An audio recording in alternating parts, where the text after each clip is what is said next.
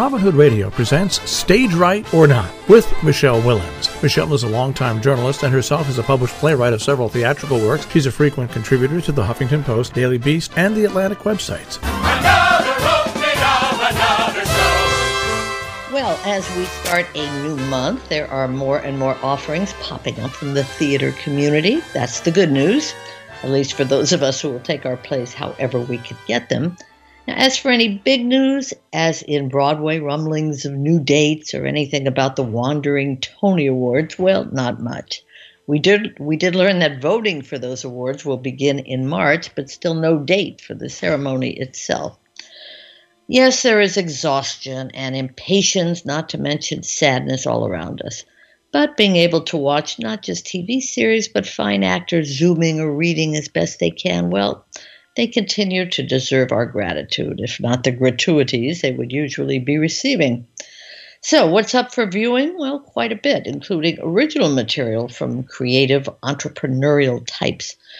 For example, the sharedscreen.com site this week will connect you with one called Tape, T-A-P-E. Intimate, personal theater as you've never seen it, promises the promo. That's available February 5th, 6th, and 7th. Tape features 3 characters forced to recall accusations and denials of a rape that happened 10 years before. Keeping with the heavy stuff, from Washington, D.C., a company called the Quarantine Players is offering new works. I just watched the latest called The String. This one also deals with crime. In fact, women's heist could almost be a new genre of its own. The play is too long but nicely performed. I can't think of a better way for a playwright to hear his or her material at this time than having good actors read their lines for many to watch and offer feedback from wherever. We all want live back and Zoom gone, but this form of virtual readings feels worth keeping. Now, YouTube tonight officially premieres CreateTheater.com, its own channel that will be streaming new works. The first one is Ocean in a Teacup. That's a new musical drama. By the way, for 2 weeks only, from February 1st, today, to the 14th, the company will be accepting new members, those looking for an artistic home for support, classes, and getting your play up on stage. On Sunday, February 8th, yet another Hershey Felder performance is coming to us from Florence. This one is a world premiere called Before Fiddler. Felder plays Shalom Aleichem, who was considered the Jewish Mark Twain. My guess is that will stay up for a while. And you can order your ticket through the Berkshire Theater Group. And let's talk about food, because playwrights seem to want us to.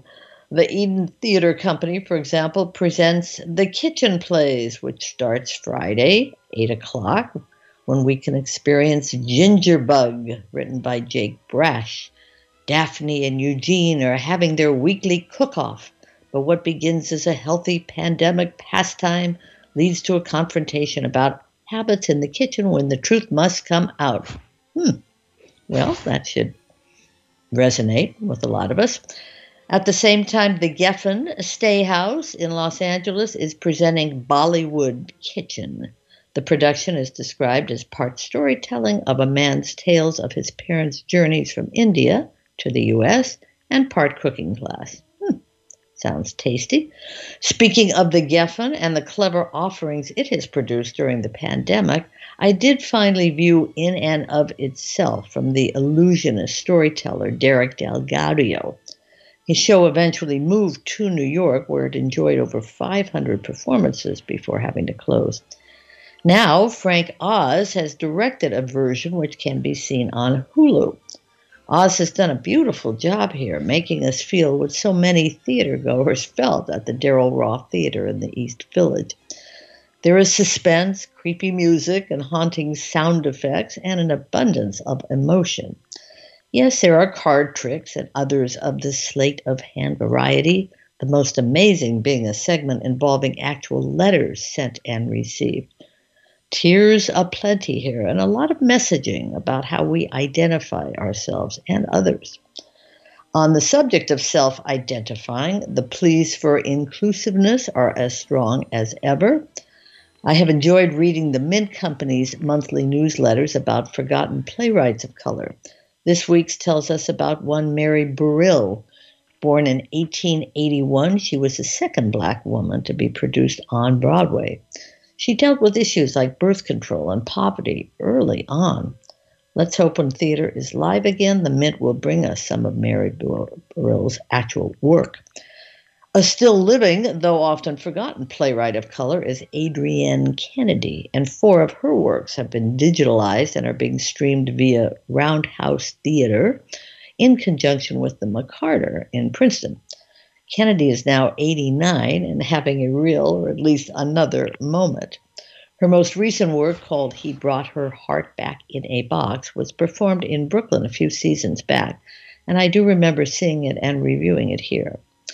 Now, out west, the Center Theater Group in Los Angeles is presenting Not a Moment, but a Movement, a series of plays and readings that celebrates Black voices. Groundation, I Will Not Lie to David, is the first, a one-woman piece that will be available for several weeks. We can also view the off-Broadway reunion of While I Yet Live by Billy Porter, featuring the original Primary Stages cast, led by Golden Globe winner C. Apatha Murkison and Tony Award winner Lilias White under the direction of Cheryl Kaller. That one is on Saturday. For this, you have to check out Play Per View. That's the name of the site. Finally, along those lines, Twilight, Los Angeles, Anna Devere Smith's award-winning one-woman, though multi-character piece is being streamed by Syracuse Stage, starting Wednesday, February 3rd through the 14th. For lighter content, perhaps Broadway Direct is your place to go. They're offering 6 shows, which it calls Overdue for Revival. These include Kiss of the Spider Woman, Dreamgirls, and City of Angels, among others. So check that out for some fun entertainment and history. And speaking of entertainment and history, the new biography, I talked about this a bit last week, Mike Nichols, A Life, written by Mark Harris, is now officially available. This is 600 pages filled with fascinating details. That is must-reading for anyone who loves theater, film, improvisation, comedy, and so much more. Nichols was close friends with everybody, by the way, and sometime collaborator with playwright Tom Stoppard, and a bio of Stoppard will also be available in a few weeks. I can't wait for that one. 2 brilliant men, one still living and writing, the other deeply missed. As will be Cicely Tyson, who was the entertainment world's notable death of this past week. She was great on TV and in films, of course, but those lucky enough to see her on stage in things like The Gin Game and The Trip to Bountiful, well, they won't soon forget her.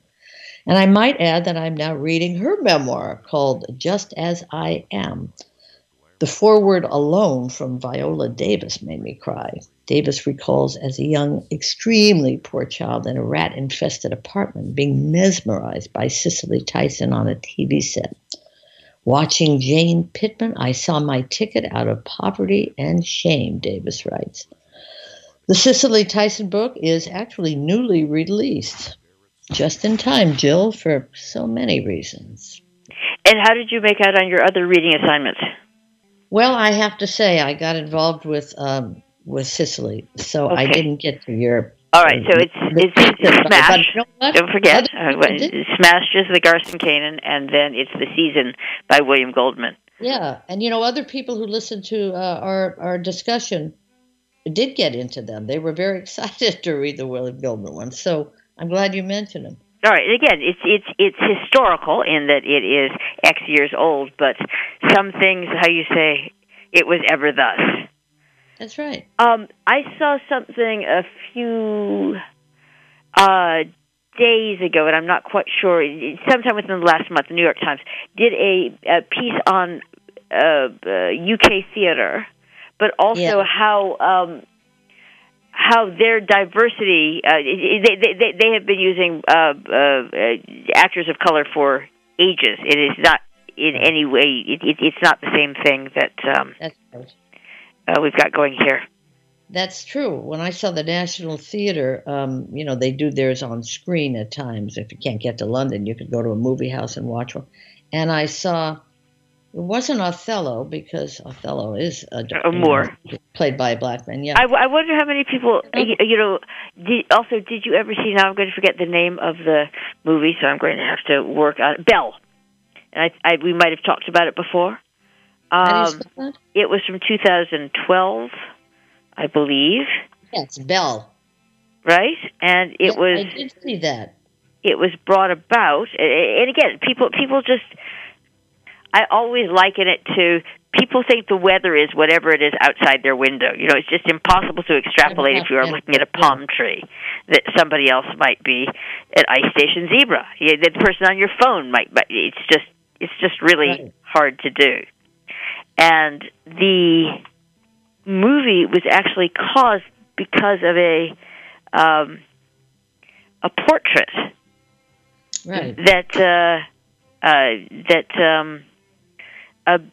basically of the daughter of a slave who was brought up with her siblings, and because the portrait was and the portrait's in a massive stately home. I'm just trying. I'm not going to be able to pull that out right now. Remember that. I do remember the movie. She had nothing to do with Thomas Jefferson, right? Nothing. No, she was born to a British admiral and a former slave, and he was brought up by her.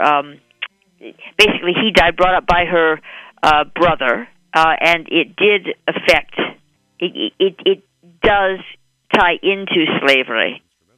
Yeah. But that the point was that the portrait that was painted at the time in the 18th century, just showed that disparity of color, and then it gets you thinking, and then you go, wait a minute, Othello was a Moor. Well, it's. I sometimes I think that we've sort of lost the context of in an attempt to be pick a word, any word. We've sometimes lose the context of. It's like, yes, there are people of all different. It's like the Oscar Mayer commercial, if you remember that. I'm dating myself. The Netflix series. I don't know if you watch Bridgerton, which was that was alluded to also, but it was mentioned. But again, I am. And this is now an old lady thing on my part, but I find that things are written as though oh my gosh, it was never acknowledged in the past, and the fact is it is. Mm-hmm. So, it's interesting in the Mike Nichols book. There's a little segment about the fact that in his first, I want to say, 5 movies and maybe 3 plays, he did not have one actor of color. And he wasn't even aware of it. I mean, it wasn't like it was, he was thinking, but, it affected him later, of course. Thought, oh my God. He was doing one, I guess, where he was going to have the workers in the house. And then he realized sort of that he had never, honestly, if you go back to Virginia Woolf, The Graduate, Day of the Doll, the first 5 movies, An Odd Couple, Barefoot in the Park. It wasn't intentional. Now you wouldn't do An Odd Couple without one of them being, African American, most likely. But times have changed and minds have, evolved. Apropos, I saw, and I again not sure of the name, but I saw someone. Oh yes, it was an obit for someone who was getting slammed for having done something, and I know it was. It was the way that it was written, and I believe it was the obit for Gregory Sierra, who you will remember from television shows some time back, and it was somewhat derisive about the parts he played, and I'm thinking, okay, I appreciate whoever's writing this. Like he died at the age of 83, so I appreciate that you're young, but in the acting biz, take what you can get. You want to work. Lucky to get on any absolutely. So it's like I'm sorry from the prism of this time that you feel that he was minimized by playing a role that indicated because he's Hispanic. It But was like, listen, my best friend had a fight to get a Jewish man as her leading man on a sitcom opposite Jamie Lee Curtis. And one network said no. Another network said yes. And he is Richard Lewis, by the way, is a comedian who, of course, people love from Curb Your Enthusiasm. But he was the first Jewish romantic leading man on a sitcom. But that was a battle. I mean, it's hard to believe now.